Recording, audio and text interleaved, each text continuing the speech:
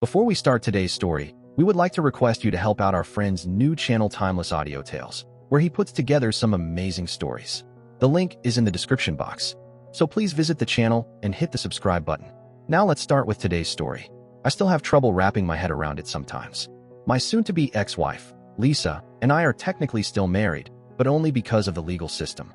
Where we live, you have to be separated for 12 months before you can actually get divorced, which honestly just feels like dragging out the inevitable at this point.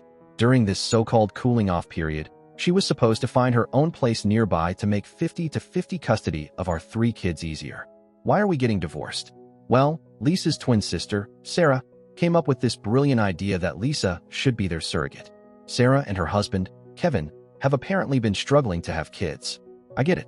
That sucks for them. But instead of, I don't know, using a regular surrogate or adoption or literally any other option, they decided that because Sarah and Lisa are twins, Lisa was the perfect choice to carry their baby. The worst part? I didn't even find out about this plan until way later. Turns out, this had been in the works for weeks before I even caught a whiff of it. It wasn't like they sat down with me to have a proper conversation. No, that would have been too logical. Instead, Lisa just kind of casually mentioned it to me one night like it was no big deal. I remember exactly how it went down. We were sitting on the couch, and she just came out with it. So, I've been thinking about doing something really important for Sarah, she said, scrolling on her phone like we were just talking about what to have for dinner. Yeah? I glanced at her. What kind of important thing? She finally looked up. I'm going to be her surrogate. At first, I thought she was joking. I let out this half laugh, waiting for the punchline. But she just kept looking at me like she was expecting me to be happy about it. Wait, what? I sat up straighter. Like, you're going to carry their baby? She nodded, smiling like it was the most natural thing in the world. Yeah, Sarah and Kevin have been trying for so long. And since we're identical twins, it's practically like Sarah's carrying her own child. My stomach sank. Lisa, are you serious? When did this even come up? She shrugged. A few weeks ago. We've been talking about it for a while. I stared at her, trying to process what I'd just heard. And you didn't think to mention it to me? Lisa sighed, setting her phone down. Grant, this isn't about you. It's my body, my choice. I don't need permission. Permission? Lisa, we're married. This is a huge decision, one that affects both of us. How could you not talk to me about this first? She rolled her eyes. I'm telling you now. Oh, great. Now, after you've already made up your mind. That's not how marriage works. Her expression hardened. Look, I knew you'd react like this. That's why I waited. But this is happening, Grant. Whether you support me or not. I let out a breath, shaking my head. So that's it. Either I get on board, or what? She crossed her arms. Or maybe we should rethink things. And there it was. The ultimatum. She didn't say it outright, but the message was clear. Get on board or get out. I couldn't believe it. It wasn't just the surrogacy itself that bothered me, though, yeah, that was a huge part of it. It was the fact that this had all been planned behind my back. Lisa, Sarah, and Kevin had been scheming this whole thing for weeks, maybe even months, without even giving me a heads up. And now, I was just supposed to be cool with it? I looked at her for a long moment. If you go through with this, we're done. Her face twisted with frustration. You're being so unreasonable. I laughed, but it wasn't out of amusement. I'm being unreasonable? Lisa, you're literally making a life-altering decision without even considering me. You don't think that's a problem? She shook her head, exasperated. I'm doing something beautiful for my sister. I thought you'd understand. I stood up, running a hand through my hair. Yeah, well, I guess I don't. Fast forward a few months, and guess what? She's pregnant. When Lisa told me, I just nodded and said, okay, then walked out of the room. 2 days later, I filed for divorce. I had this drafted the same week that my wife told me about her plans. I just waited for her to act on her plans. Apparently, this shocked everyone. Lisa acted like she didn't see it coming, which honestly blows my mind. Like, did she think I was bluffing? That I'd just magically get over it and be okay with my wife being pregnant by someone else's kid? I told her exactly what would happen if she went through with this. And now she had the nerve to act surprised? Sarah and Kevin weren't any better. They tried guilt-tripping me into staying, throwing every cliché in the book at me. You're abandoning your wife, Sarah said, shaking her head like I was some heartless monster. She needs your support now more than ever. I let out a bitter laugh. She's the one who made this choice. Not me. Kevin, always the diplomat, tried to soften the blow. Grant, this is a beautiful thing she's doing for us. Don't you see that? Oh, I see it, I said, crossing my arms. I see that you two wanted a baby, and Lisa decided to carry it. Without even talking to me first. That's not a marriage. That's not a partnership. That's just a decision she made, and now she gets to deal with the consequences. Sarah's eyes narrowed. You vowed to stand by her, no matter what. and she vowed to respect me and not make life-changing decisions behind my back. I shot back. So here we are. And that was that. I filed the paperwork, and the separation officially began. At first, Lisa acted like she didn't care. She kept that same self-righteous attitude, like she was above it all. "I don't need you," she said one night after I told her I was done discussing it. "I can handle this on my own." "Great," I said. "Then do that." But as the months passed, reality started catching up to her. Suddenly, she wasn't as confident. She wasn't as in control. After I filed for divorce, the tension in the house became unbearable. Lisa started acting like nothing had changed, like I was still supposed to care about her pregnancy, or, worse, like I should be involved in it somehow. Meanwhile, I had already mentally checked out. Why would I invest energy into a pregnancy that wasn't mine? A pregnancy that was the exact reason we were splitting up? She didn't move out, of course. Finding a place in our area wasn't easy, especially not while pregnant. She kept saying she wanted to stay close for the kids' sake. But let's be real, it was more about convenience for her. Every time she needed something, she still expected me to act like her husband. One night, she walked into the living room where I was watching TV. "Can you run to the store for me?" I didn't even look away from the screen. "For what?" "Pickles. And maybe some ice cream." I let out a dry laugh. "Yeah, that's not my job anymore." She sighed, like I was being unreasonable. "Grant, come on. It's just a quick trip." I finally turned to face her. "Lisa, I'm not your husband anymore. Go ask Sarah or Kevin to do it." Her jaw tightened, but she didn't say anything. Instead, she turned and walked away. As the weeks went on, she started dropping more and more hints about how hard everything was, how stressful it was, how much she had to do alone. At first, I just ignored her. I mean, what did she expect? That I was going to swoop in and save the day like I had during her previous pregnancies? Those were our kids. This was entirely her and her sister's decision. I didn't sign up for any of it. Eventually, the hints turned into outright complaints. "I don't know how I'm going to do this without you," she said one evening, rubbing her belly like that would somehow make me care. I barely glanced up from my laptop. "Call Sarah. Call Kevin." She let out a frustrated sigh. "It's not fair that I have to go through this alone." I closed my laptop and looked at her. "Fair? You really want to talk about fair? Because I don't think it was fair to make this decision without me. But here we are." She didn't have an answer for that, just pursed her lips and looked away. I kept telling her the same thing. Sarah and Kevin were the ones who wanted this baby. They were the ones who made all these promises about how amazing this surrogacy journey would be. Let them step up. But of course, they were nowhere to be found most of the time. Kevin, in particular, seemed to be checking out of the whole situation. He showed up for the big stuff, doctor's appointments, the occasional baby-related errand, but day-to-day, missing in action. One night, out of pure curiosity, I asked Lisa, "Where's Kevin been lately?" Thought he was supposed to be all in on this. "He's been taking care of Sarah," she said, shifting uncomfortably. "She's still recovering from her car accident." "Fair enough," I admitted. "But it's not like he didn't know this baby was coming. Shouldn't he have planned for this?" Lisa's expression tightened. "He's doing his best. He's under a lot of stress right now." I scoffed. "Yeah? And you're not?" She didn't answer, but that was enough for me. She didn't want to admit it, but Kevin's priorities had clearly shifted. He had an easy out, and he was taking it. Meanwhile, Lisa was leaning harder and harder on me, as if I was somehow obligated to pick up the slack. She started asking for little favors, carrying groceries, setting up the crib, even rubbing her back when she was sore. Every single time, I shut her down. "Grant, can you help me with this?" "Nope. Not my kid, not my problem." One night, things finally came to a head. She was sitting on the couch, rubbing her belly and sighing dramatically, clearly trying to get my attention. I ignored her as long as I could, but eventually, she spoke. "You know," she said, her voice laced with irritation, "you're still my husband. You could at least pretend to care." That was it. I snapped. "No, I'm not your husband anymore. Not in any way that matters," I said, standing up. "You made your choice when you decided to do this behind my back. Don't come to me now because you're realizing it's harder than you thought. Call Kevin. Call Sarah. Call literally anyone else. But leave me out of it." Her face crumpled, and just like that, the waterworks started. That had become her go-to reaction whenever things didn't go her way. But at this point, I was immune to it. "I'm going to bed," I said flatly, walking away as she sat there sobbing on the couch. The next few weeks were more of the same. She kept trying to guilt me into helping, and I shut her down every time. It wasn't just about setting boundaries for myself, though that was a big part of it. It was also about principle. If I started helping now, even a little, Lisa would take it as a sign that I was softening.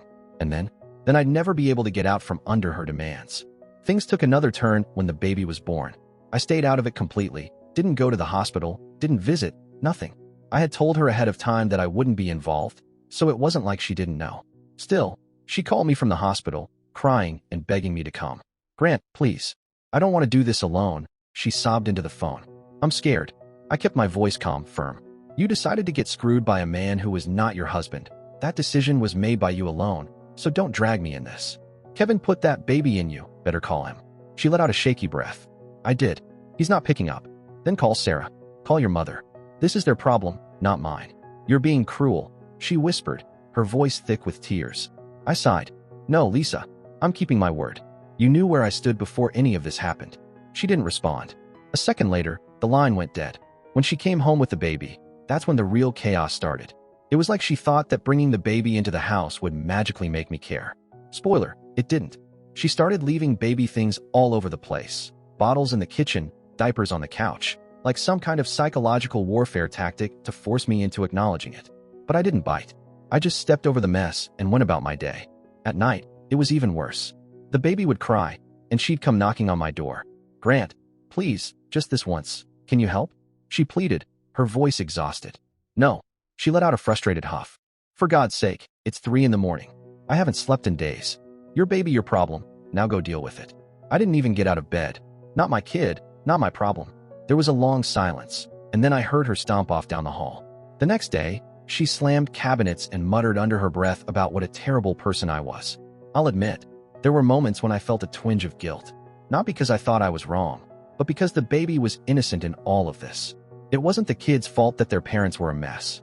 But at the same time, I knew that stepping in wouldn't actually help the situation. It would just enable Lisa to keep relying on me instead of the people who actually wanted this baby in the first place. The final straw came when Lisa outright demanded that I take a more active role. "You can't just pretend this isn't happening," she snapped one evening, standing in front of me with the baby in her arms. "It's not fair that I'm doing everything on my own." I barely looked up from my laptop. "Then call Kevin." I did. "He's busy with Sarah, again." I shrugged. "Not my baby, not my problem." Her eyes blazed. "You are so goddamn selfish. You owe me this much." That got my attention. I set my laptop aside and met her glare head on. "I don't owe you anything," I said flatly. "You are behaving like I cheated on you," she screamed. I stood up and said, "I don't care if you slept with your child's father or if you cheated. You disrespected me by getting pregnant by another man. I warned you. I was against it, and there will be consequences. You claimed that it was your body, your choice. Now, it is my life and my choice. This is your responsibility. Deal with it." That was it. That was the moment she finally broke. "You're a heartless monster," she spat. "One day, you're going to regret this." She stormed off, and for a second, I thought that was the end of it. But then, an hour later, she reappeared, a bag slung over her shoulder and the baby bundled up in her arms. "I can't do this," she said, her voice shaking. "Not with you acting like this." I just nodded. She stared at me for a long moment, waiting, like she thought I might try to stop her. I didn't. 2 days later, Lisa left with the baby. I thought, finally, this might actually be the break I need. I wasn't naive enough to believe she was gone for good, but for a couple of days, the house was quiet. No crying baby, no guilt trips, no arguments. It felt like a weight had been lifted off my chest. But of course, nothing ever stays simple when Lisa is involved. The call started the next morning, first from her mom, then her sister. Yes, the same sister who masterminded this whole mess, and even her sister's husband. It was like they had coordinated a campaign to wear me down. Every single one of them had the same talking points. Lisa was overwhelmed, the baby was innocent, and I needed to step up for the sake of the family. Sarah, her twin sister, was especially relentless. She left a long voicemail, dripping with condescension. "I cannot believe how heartless you are, Grant," she said, her voice sharp. "Lisa just gave birth, and you abandoned her at the most vulnerable time of her life. Is this really who you are? Do you even have a soul?" I scoffed and deleted the message without responding. What was the point? This wasn't some surprise pregnancy that we had both signed up for. This was Lisa's choice, a choice she made without consulting me, and a choice I explicitly told her I wouldn't support. Then there was Kevin, the baby's biological father. He tried to play the sympathy card, his voice dripping with fake sincerity. "Man, things are really tough right now," he said over the phone. "Sarah's still recovering from the accident, and Lisa's struggling. We're all family, man. We should be supporting each other." I nearly laughed at the audacity. "Family?" I repeated, incredulous. "Are you joking? You barely lifted a finger during the pregnancy, and now you want to act like we're some kind of team? That's not fair," he protested. "I'm trying. Try harder," I cut him off. "This isn't my problem. Step up and take care of your own kid." Then there was Lisa's mom. She's usually pretty reasonable, but even she was on Lisa's side this time. When she called, her voice was heavy with disappointment. "I just don't understand you, Grant," she said. "Lisa is still your wife, and you—" "No, she's not," I interrupted. My voice was calm, but firm. "She stopped being my wife the moment she decided to have another man's baby. If you care so much, maybe you should be the one helping her." Silence. Then a quiet click as she hung up. I think that's when it finally hit her. I wasn't going to cave. A couple of days later, Sarah came back. I knew she would eventually, but I wasn't prepared for the scene she brought with her. She walked in like she hadn't just called me every name under the sun before storming out. The baby was strapped to her chest in one of those carriers, her face exhausted but defiant. I could tell right away she was gearing up for another round. "We need to talk," she said, standing in the middle of the living room like she was about to give a TED Talk. I didn't even look up from what I was doing. "About what?" "This." She gestured to the baby like I didn't already know what this was. "You can't just ignore us forever." "I'm not ignoring you," I said flatly. "I've been very clear. This is your responsibility, not mine." That was all she needed to launch into another long-winded speech about how hard it was being a single mom, how unfair it was that she had to do everything on her own. She kept saying things like, "This isn't what I signed up for, and I never thought you'd turn your back on me like this." I sat there and let her talk. What was the point of arguing? She wasn't looking for a solution. She just wanted someone to blame. When she finally stopped, I met her gaze and said, "You signed up for this the moment you decided to carry their baby. Don't act like this is my fault." That set her off. She started yelling, her face twisted in frustration. "You're being cruel, Grant. You have no idea what I'm going through. You think this is easy for me? One day, you're going to regret this. I know you will." The baby started crying, probably because she was yelling so damn loud. She turned to me, snapping, "Are you just going to sit there? Do something." I shrugged. "Not my baby, not my problem." Her face turned red, and she stormed off to the bedroom, slamming the door so hard it rattled the walls. The baby kept crying, but I didn't move. If she wanted to scream and slam doors, fine. But I wasn't about to let her dump her problems on me. That night, she tried a different tactic. Instead of yelling, she came into the kitchen while I was making dinner and played nice. She leaned against the counter, watching me cook, her voice softer, almost hesitant. "I miss the way things used to be," she said after a long silence. I kept chopping vegetables, not looking at her. "That makes one of us." She sighed, stepping closer. "I mean it, Grant. I still love you. I want us to be a family again." I scoffed. "A family?" I turned to her, raising an eyebrow. "This was a family. You threw that away." She swallowed hard, her eyes glistening. "I made a mistake." I set the knife down and crossed my arms. "Yeah, you did." She nodded, then took a shaky breath. "I'm sorry." She even apologized, sort of. She said she was sorry for how things turned out, but she still didn't take any responsibility for her choices. I wasn't buying it. "That ship has sailed," I told her, my voice flat. "You made your decision. Now you have to live with it." She started crying again, her shoulders shaking as she choked out, "I don't want to get divorced. I can't do this on my own." I exhaled, already tired of the conversation. "You don't have to do it alone," I said. "You have Sarah and Kevin." But that wasn't what she wanted to hear. She didn't want their help. She wanted mine. She wanted me to swoop in and fix everything, just like I'd always done before. But not this time. I turned towards her and said, "You don't want a divorce, not because you love me. You got pregnant by a different man, despite my warnings. That tells me a lot about your love for me. You don't want a divorce because I give you a stable lifestyle. You just don't want to lose it. But take my advice, get used to being alone. Get used to dealing with your mess alone. The divorce has been filed, and there will soon be a time when this lifestyle will be lost." That night, when I went to bed, I could hear her crying in the next room. I didn't feel good about it, but I didn't feel bad either. I felt nothing. And that's when I knew for sure it was over. Whatever love or connection we'd once had was gone. She'd burned it all to the ground with her choices. The next morning, she tried one last Hail Mary. She came to me, dark circles under her eyes, looking desperate, the baby in her arms. "Please," she whispered, voice raw. "Just hold her for a little while so I can sleep. I haven't had more than 2 hours in days." For a second, I almost caved. Almost. But then I thought about everything that had led up to this moment. How she'd lied. How she'd betrayed my trust. How she'd dragged me into a mess I never agreed to. "No," I said. Her eyes widened. "What?" "Call Kevin," I told her. "He's the father. He should be helping you." She looked like I had slapped her. Her lip trembled, tears spilling down her cheeks. "You really hate me that much, don't you?" I shook my head. "I don't hate you," I said, voice steady. "But I'm not going to let you guilt me into cleaning up your mess. This isn't my responsibility, and I'm done pretending it is." She left again after that. And this time, I think it might be for good. Her mom called me later, saying Lisa was staying with her for now. I told her that was probably for the best. Maybe now, I could finally get some peace. 3 days after Lisa left the second time, things settled down for a while. The house was quiet, sure, but it wasn't peaceful. There was this constant, nagging feeling that something else was coming, like the calm before a storm. And I wasn't wrong. About a week after she moved out, the letters and emails started coming. Lisa's family, in full force. Not just the usual guilt trips and emotional manipulation. I was used to that, but full-on arguments. It was like they were trying to wear me down with sheer volume. Lisa's mom wrote me this long letter about how I was being unreasonable, how family always comes first, and how I needed to step up. She went on about how hard things had been for Lisa growing up, how much she had sacrificed, and how I owed it to her to support her now. I read it, sighed, and tossed it in the trash. What was I supposed to do with that? It wasn't like they were saying anything new. They'd been on this "you're the bad guy" train since the beginning, and at this point, it was just noise. Sarah and Kevin, on the other hand, took a more direct approach. Kevin showed up at my house unannounced one evening. When I opened the door and saw him standing there looking all awkward, I knew this wasn't going to go well. "Hey, man," he said, trying to sound casual. "Can we talk?" I leaned against the doorframe, crossing my arms.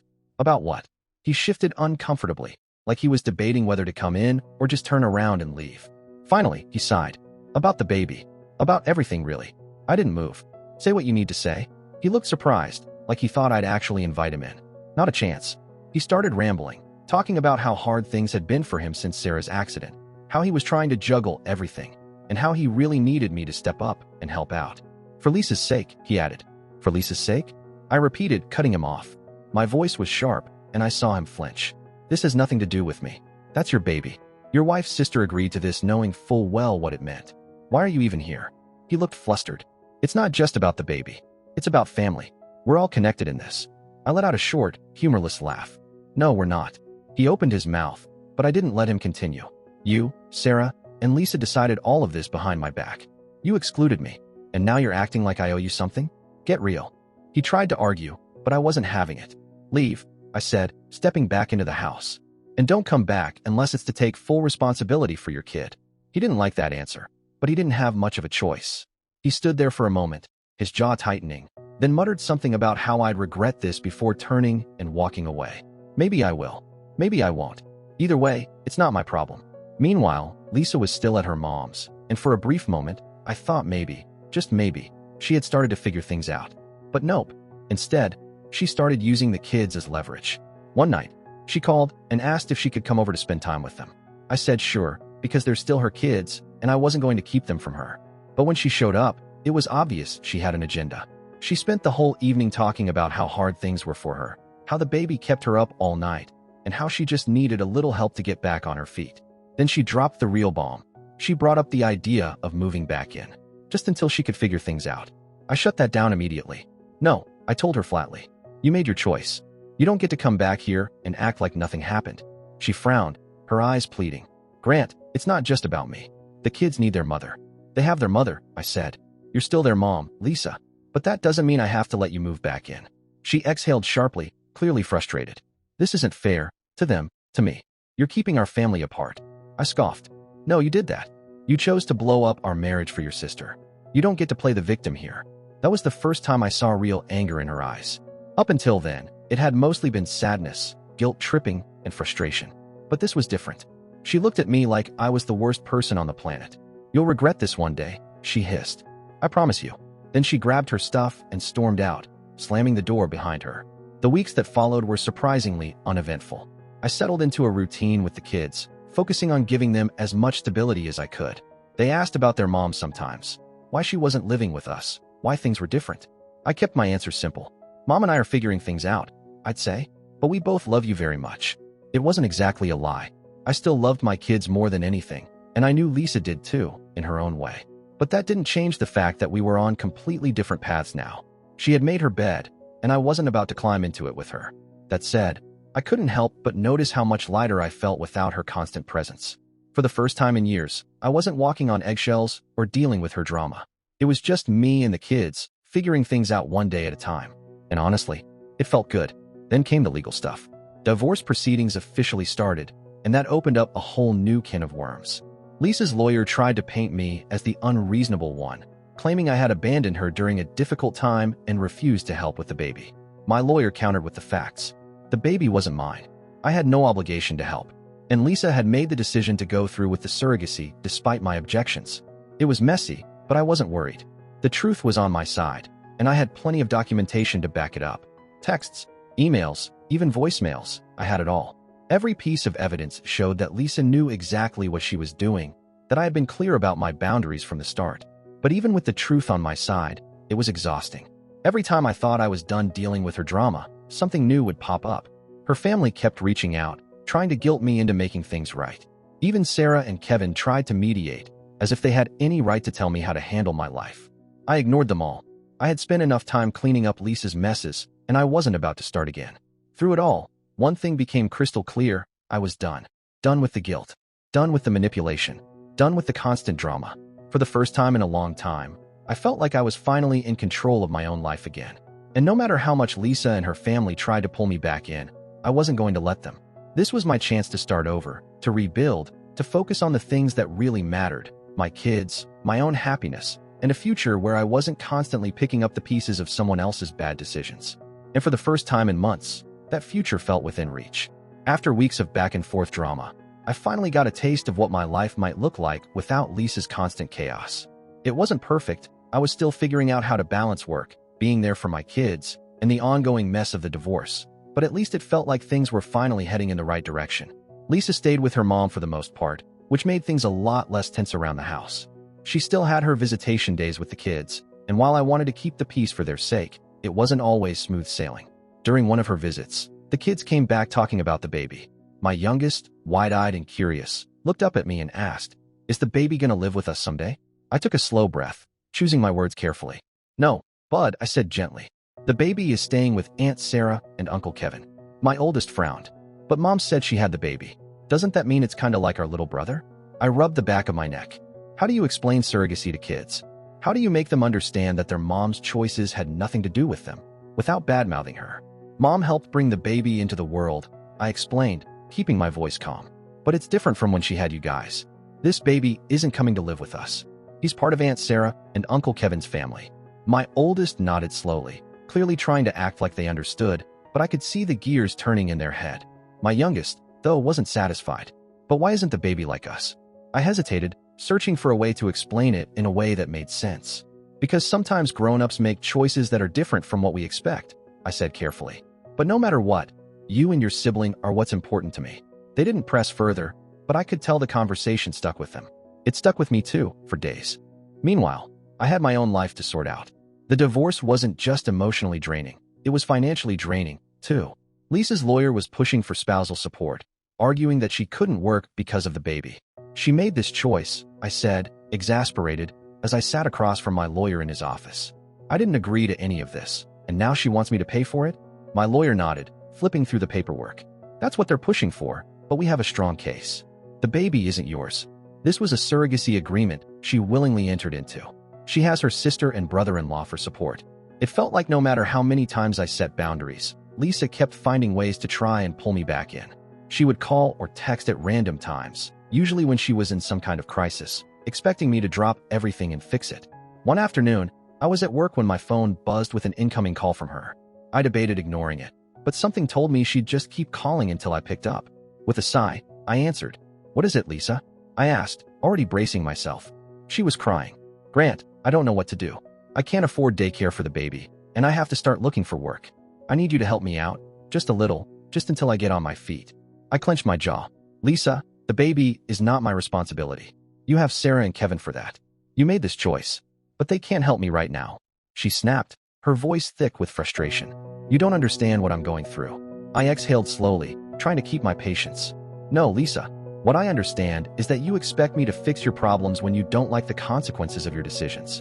I'm not doing this anymore." There was silence on the other end, then a sharp, bitter laugh. "You really are heartless, Grant." Before I could respond, she hung up on me. I stared at my phone for a second, shaking my head. 5 minutes later, another message popped up, this time from her mother. "I can't believe you would turn your back on the mother of your children. I always thought you were a decent man, but I guess I was wrong. How can you be so cruel?" I let out a short, humorless laugh. Right on cue. Then I responded, Even I was surprised when I came to know that your daughter is a bitch who would sacrifice her own kids and family just to get screwed by her brother-in-law. So, stop talking about decency, you old bitch, and stop texting me. It later became a pattern. Lisa hit a roadblock, and instead of dealing with it herself or turning to Sarah and Kevin, she'd try to drag me into it. At first, I would respond politely but firmly whenever Lisa or her family reached out, trying to rope me into her problems. Over time, though, I realized there was no point. No matter how reasonably I explained myself, they would twist my words to make me the bad guy. So, eventually, I just stopped responding altogether. It wasn't my job to bail her out, and I wasn't going to let her guilt me into thinking otherwise. Despite everything, there were moments when I almost felt sorry for Lisa. Every time I saw her, she looked more worn down, like the weight of her choices was finally catching up to her. During one of our custody exchanges, she hesitated before speaking. "Can we talk privately for a minute?" she asked. I hesitated but nodded. "Yeah, sure." We stepped away from the kids, and she took a deep breath, not meeting my eyes. "I just wanted to say, I'm sorry," she said quietly, "for everything. I know I messed up, and I know I hurt you. I thought I was doing the right thing at the time. I didn't know how to respond to that." Part of me wanted to tell her it was too late for apologies. Another part wanted to ask why she didn't think about the consequences before she went through with all of this. But in the end, I just nodded. "I hope things work out for you," I said simply. She looked like she wanted to say more, but I didn't give her the chance. I wasn't interested in reopening old wounds. Whatever guilt or regret she was feeling, that was her burden to carry, not mine.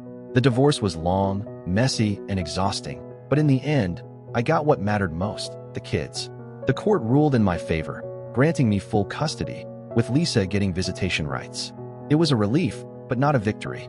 No one really wins in a situation like this. It was just the best outcome for my children, and that's all I ever wanted. Lisa fought hard to paint herself as the victim. Her lawyer argued that she had made a selfless decision, that she had only done what she thought was best. But the court wasn't blind to reality. They saw what I had seen all along, that Lisa was unreliable, that she had made choices without thinking of the consequences, and that she had tried to use our kids as leverage to get what she wanted. I sat in that courtroom, listening to her attorney talk about how difficult things had been for her, how much she loved the children, and how she deserved shared custody. And I'll admit, there was a small part of me that wondered if the judge would buy into it. But then my lawyer stood up and laid everything out: the instability, the broken promises, the times Lisa had prioritized herself over our kids. He pointed out how I had been their primary caregiver for months, while Lisa struggled to keep her life together. The evidence spoke for itself. When the judge made the final ruling, I felt a weight lift off my shoulders. Full custody. Lisa would get scheduled visitation, but I would be the one making the decisions, providing stability, giving them the home they needed. I glanced over at her, and for a moment, she looked like she was about to cry. Maybe she had convinced herself she'd get more, that the court would side with her. But reality had finally caught up to her. Afterward, she tried to talk to me in the hallway outside the courtroom. "I don't want things to be like this," she said, her voice shaky. "I still want to be in their lives." "That's up to you," I told her, keeping my tone even. "But I won't let them be dragged into chaos. If you show up for them, great. If not, I'll make sure they're okay either way." She nodded, wiping at her eyes, but I didn't stick around. There was nothing left to say. Now, it's just me and the kids, figuring things out day by day. There are challenges, sure. Single parenting isn't easy. But for the first time in a long time, our home feels steady, peaceful, and that's worth everything I had to go through. Dear listeners, please share your thoughts in the comments section below, and don't forget to like, share, and subscribe.